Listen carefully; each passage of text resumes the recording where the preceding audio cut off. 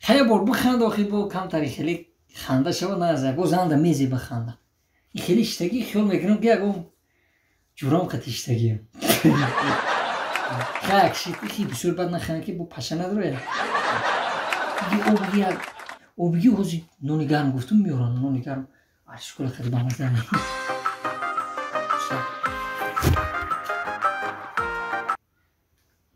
اولا بایزن جون مجلس مو زنگ نزنه مجلس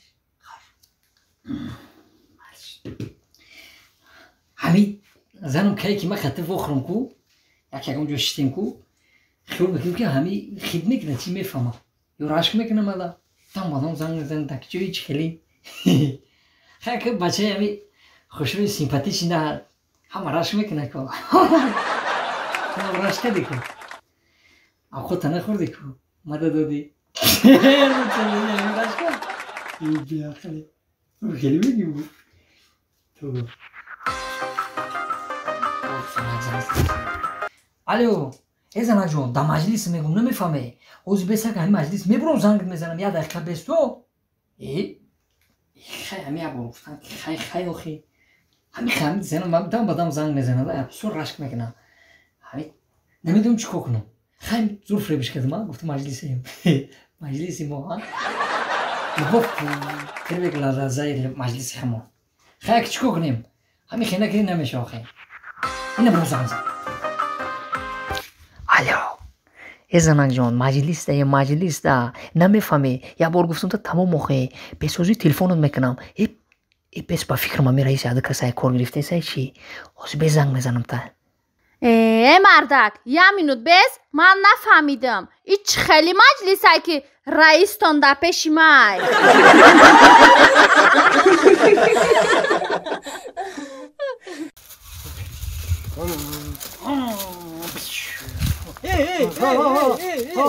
کار تابو باندم اینجا میری موزی اپا تو میگی ما کلیچکومونو میگی یکی خرسانش آفایی با کجا؟ اونگاه شده رفتی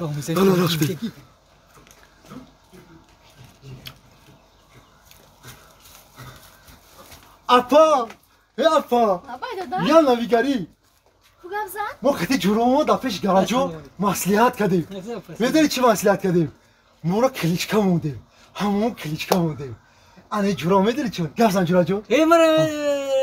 کلیچکا موندم مرا کلیچکاش چیه؟ این یک لقب موندم مرا بچو چی موندم؟ مرا اینه دروازی کو اینه مرا دلشاد گرنی میگم این گرنی های جوری باید ما کتی به گره افتخار میکنم گرنی؟ برای چی گرنی موندم؟ آخی برای کی همه خی کندره همه خی موندنم یک تزدم همه خی پاک گفت کافی یک تزدگیم برام دیگه مرا دلشادی گرنی کن یک گفزم واندم دودر جان کلیچکای تر چی موندن؟ کلیچکای مرا چی موندن؟ کلیچکای تر بگو بازی میگم کلیچکی مرا خار موندن خار؟ وانده بی خار دیگه ما همه جورو مگو این خار میگی خار؟ ما خار این گرلی ما خار برای چی کلیچکای تر خار موندن؟ آخی ما کتی خار که پشتا بیسور میرم همه جو خار کتی میرم کپا جون برای همین کلیچکی مرا خار موندن یعنی که وانده بی خار همین خیلی ما دیگه این خار میگیم خار؟ دیگه همه جورو نومی زورای خار گوش کواندم همی کلیچکای تر مدن نفورید برا جورو تا بگو همی کلیچکا تا علیش کنه مدن نمیفوره که دا کچو تر خار بگن زورای کپا جون همه جورو گو همه نومی تو زورای اینه ها جورو ما گرینی یا جوری دیگه ما افتاتره دیگه کلیچکاش مونده یا دیگه شکو زور مونده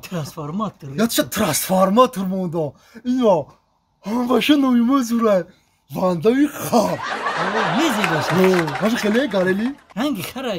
گپا کم که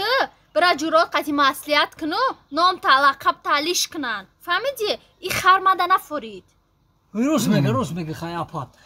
علیش کنیم موشا بیو میریم بچه ها در پیچ گراج ایستادگی هم میریم خره میگیریم میریم نام تا علیش میکنیم ما کفت را میگیرم تو راست بگیر من رامد اپا خره نیا هاز میبیم اپا خره علیش میکنیم وقتی گریم هی بچه سوده اپا جون کدو چی را کردی؟ کلیچکا و علیش کدو وا چی ماندی؟ خوتیک مونده خوتیک رنبانی خوتی؟ نه ایش هم نمیشوه برا کلیچکا تا علیش کن برای چی نمیشوا؟ آخه 1 سال پس همه خوتیک با خر میشه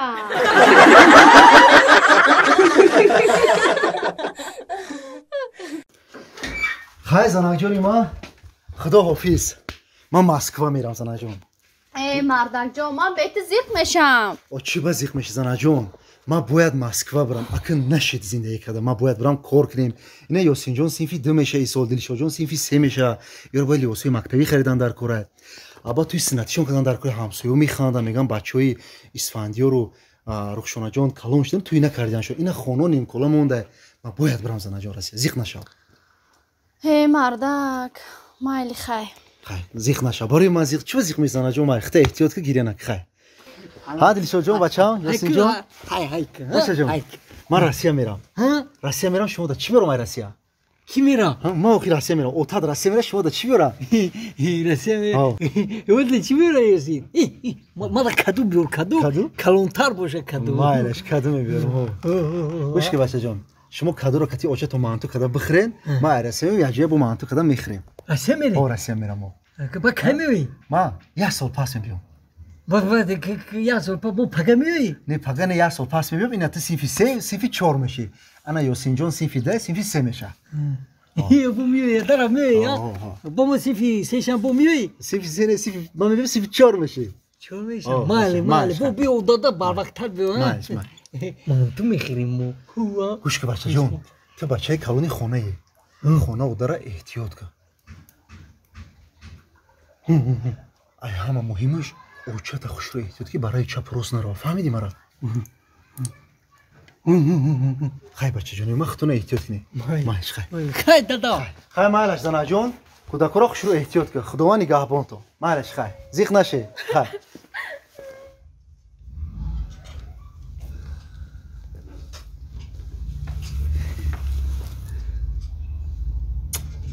اوه حالی و درم خانه مادرم 1 سال شد در غریبی منی عاشق در بدرم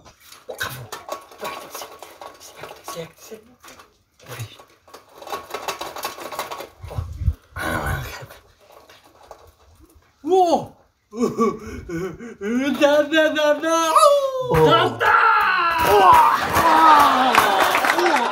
بچه